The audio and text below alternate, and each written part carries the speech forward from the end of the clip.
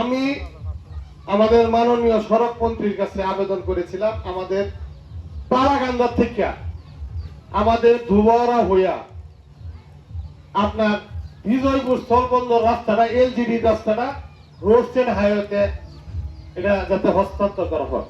এই মাত্র বসে মোবাইল দেখতেছিলাম, আলহামদুলিল্লাহ এটা অনুমোদন হয়েছে। ৪৪ কিলোমিটার রাস্তা হবে।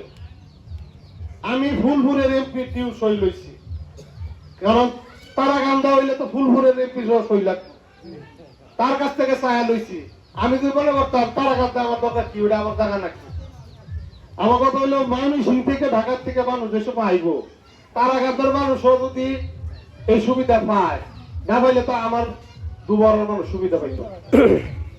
আর তারাকান্দা কি আমার আত্মীয় স্বজন নাই, তারাকান্দা কি আমার দেশ না, তারাকান্দা কি বিদেশ নাকি, তারাকান্দা তো আমার দেশ। এবং ফুলপুরের এমপি সাহেব সাথে সাথে উনি কইছে যে পরের এমপি সাহেব আমি আপনার সাথে আছি। পরবর্তীতে আমরা গেছি আমাদের পার্শ্ববর্তী দুর্গাপুরের এমপি সাহেব ব্যারিস্টার কাইসার কামাল সাহেব, উনি ডেপুটি স্পিকার, ওনাকেও বলছি, উনি বলছে যে করুন আপনারা, আমি সহযোগিতা লাগে আমিও করব।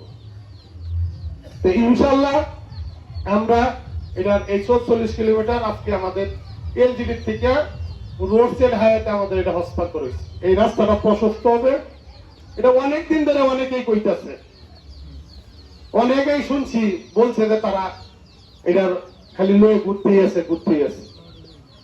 আমি 3 মাস 5 মাসে মনে হয় দিছিলাম, আল্লাহর রহমত এখন এটা হস্তান্তর হয়ে গেছে ইনশাল্লাহ। আপনারা দোয়া করবেন আরো যাতে মানুষের জন্য কাজ করতে পারে। আপনি তারাকান্দা হয়েছে দেখে, দুবার হয়েছে দেখে মন খারাপ করে হয়েছে কে? হ্যাঁ, দুবার সবর নাই, আপনি আত্মীয় স্বজন নাই, যারা এবার দেখতে নেই না পাক্কা রাস্তাটা যে সব জুড়ে যাইবেন, এসব ভালো লাগতো না। আস্তে আস্তে 2 জায়গায় আপনার এলাকা দুয়ারের মধ্যে আস্তে আস্তে সকল জায়গায় কাজ হবে ইনশাল্লাহ।